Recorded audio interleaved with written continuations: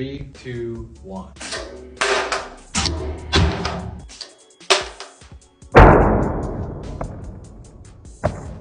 The iPhone 17 Pro Max drop test is finally here, where it's going head-to-head against the Galaxy S25 Ultra. This year, Apple looks to have made some really big improvements, with the 17 Pros not only getting an aluminum unibody, which means that there's literally less glass on the back to crack to begin with, but the portion that still is glass now uses ceramic shield, which Apple says is 4 times stronger. On top of that, the glass on the front is even tougher than before with ceramic shield 2, which Apple says delivers 3 times better scratch resistance. Of course, the Galaxy has some advantages of its own. It has Corning's Gorilla Armor on the front, and unlike Apple, it's still using titanium instead of aluminum, while also being 15 grams lighter. Will that be enough for it to beat the iPhone, or will Apple's durability claims prove true? Let's find out. Let's get to round number 1 in the 1 meter backdrop.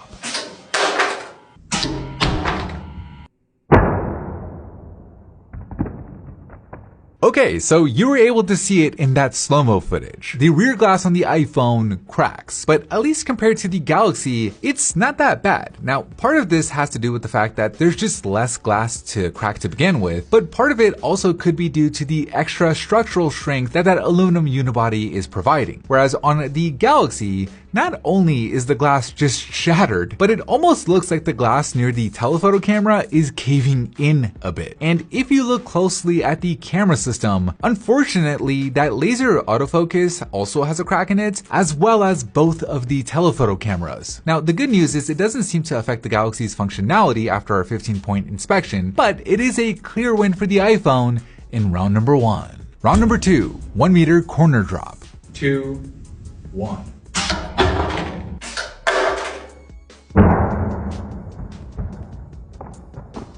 So the good news is both phones still remain fully functional, but the bad news, at least for the iPhone, is that aluminum does not look good at all. Not only is it scuffed up really bad, but it is also dented. Like, I don't think I've ever seen damage like this before. It might just be due to the thinner bezels that Apple is using now compared to the last time they used aluminum, but compared to the Galaxy and its more premium titanium, it's no contest. I mean, the Galaxy looks almost like it wasn't even dropped on its corner, giving it the easy win in round number 2. Round number 3, 1 meter face drop. 3, 2, 1.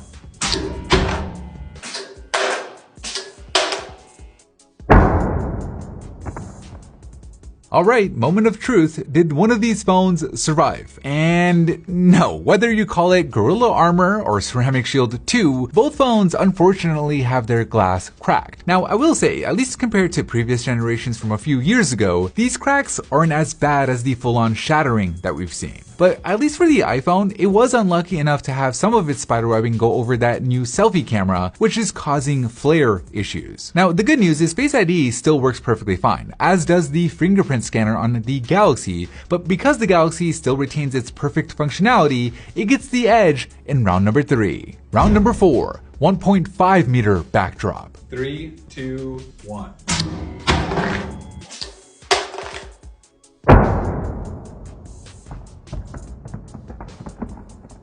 So with both phones already having their rear glass cracked, at this point we're more interested in their impact and shock resistance, plus any secondary damage, which for the iPhone, there isn't a whole lot. It looks pretty much the same as before, apart from some of the scuffing around the camera housing, where on the Galaxy, it's a different story, with all 5 of its camera system elements now having cracks in it. I mean, the ultrawide is completely shattered, and that main 1x camera is also in pretty bad shape. And as you would expect, it's showing up in the image quality, with there being significant flaring issues on the ultrawide, as well as a bit of flare on the main camera. Whereas on the iPhone, the camera system is holding up just fine, giving it the win in round number 4.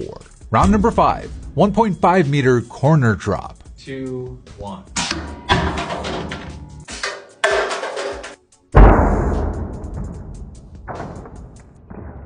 After that 1.5 meter corner drop, the iPhone's aluminum looks even worse than before, with a lot of that orange paint now stripping away. But the bigger issue is what's happened to its main 1x camera, which has now lost its ability to focus, meaning anything that isn't at just the right distance away will appear blurry. Whereas on the Galaxy, the cameras do still technically work, obviously outside of the flaring, with the titanium corner looking almost perfect. I mean, there are barely any scuffs and 0 dents. So it's a big win for the Galaxy in round number 5. Round number 6, 1.5 meter face drop. 3, 2, 1.